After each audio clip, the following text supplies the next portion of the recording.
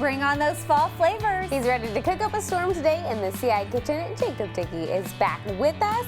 Jacob, it really does smell like a harvest bowl in here. Yeah, you know, fall flavors, you think of autumn was this past weekend. We flipped the seasonal calendar over, and we've been having some fun with those fall flavors.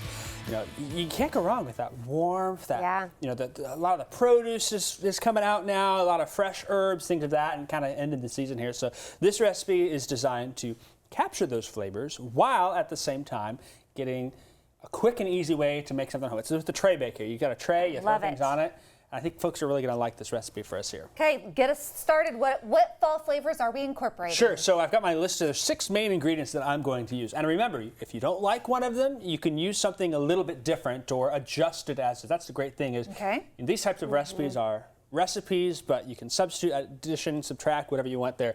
First off, I'm going to go with some sausage. Now, I went with some turkey sausage. I think turkey is more of a fall.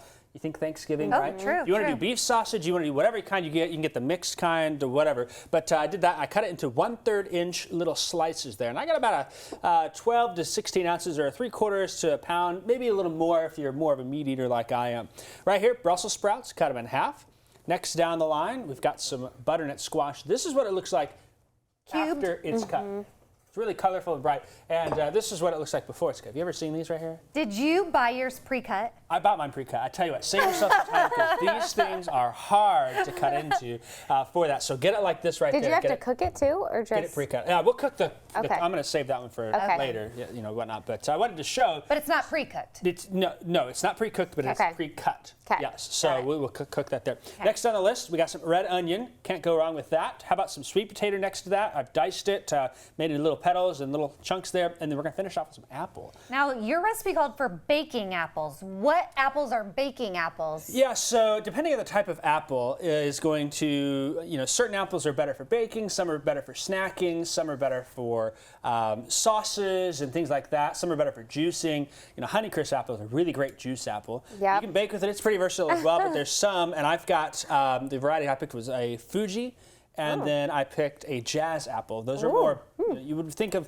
the kind of apples you would use more in like pies, cobblers, things of that. Well, we learned, they'll cook a little different. We learned last week that there's like 7,500 different kinds of apples. Isn't that crazy? She's a Gala girl. I'm 100%. Honeycrisp. What are you? Oh, you know, we love Honeycrisp in my house, but I do like the Jazz apple as well. So yeah, I like all apples, frankly. Well, except for Red Delicious, because that is just a marketing ploy. They're it's just the shape. There's no flavor. It tastes like cardboard. Get something else when you go to the store. That's my controversial opinion. You are always the king of seasoning. That's when does that come in? So first thing we're going to do is we're going to actually use this mixing bowl here, and we want to coat our items with oil. Now you can use just a 1/4 cup of oil. Oh, here comes the fancy tool. Or I've got my little spray bottle here. I just want to coat it barely in oil. And this is straight oil versus when you use the can at the store. I just poured oil into there. It's by air pressure, which is great because what do we do in meteorology? Air pressure, right? So I got that, and I'm just going to line my pan. That was exactly what I was thinking. Drop those in there. So came close. We got most of it in there. And, you know, you can go real pretty. There you go. We're going to make like a little rainbow. Make a little rainbow of that's exactly fall flavors. That's so one at a time with the oil, though. Yeah, now, if you've got a big bowl and you want to do multiple ingredients? Yeah, you can do all in one if you want here. You know, I've got to kill time, right? Just kind of spritz and toss. Isn't that how that works?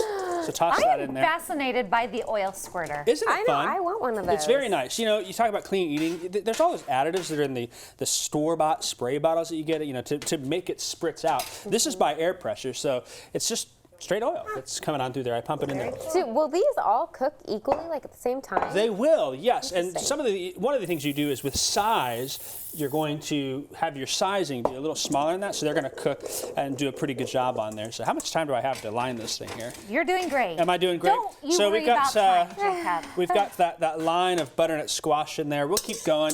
And what will happen is now if you want, there's a couple of ways you can do it here. Let me just use this extra pan to keep that. A couple of ways you can do things is if you want to add your seasonings and your oil all together at once, feel free to do that. You don't have to do it in a nice, pretty line like me, but I know how much that Grace and Heather love artistic ability. We care about aesthetic here. Yeah, it's got to look A good. whole lot. We eat with our eyes, Jacob. That's exactly right. So Okay. do I. I eat Ooh, that was I eat a strong. lot with my eyes. Yeah, that, I So mean, we'll it's keep strong. going here. I am going to Take add a some bite. sage, rosemary, and thyme at the Ooh. end, and I don't know if we'll get to that on TV, but I keep doing that. I'll just toss that on top Okay, there. And you got then the oven preheated. Oven's going to be preheated 400 degrees. Once I finish this here, then we're going to toss it in there, let it sit for 15 minutes. We'll toss it again, and we'll see what it looks like when it comes. Okay, Yeah. very good. We're getting it all plated up here on our nice sheet pan, making for a quick, easy cleanup Yeah, meal. it's true. Best kind. That's All right. fine with parchment paper. There you go. If you want a copy of Jacob's fall-inspired sheet pan meal, we'll have that posted over at CILiving.tv. Of course, you can always find them on his Facebook page where he shares them there as well. The big reveal coming up.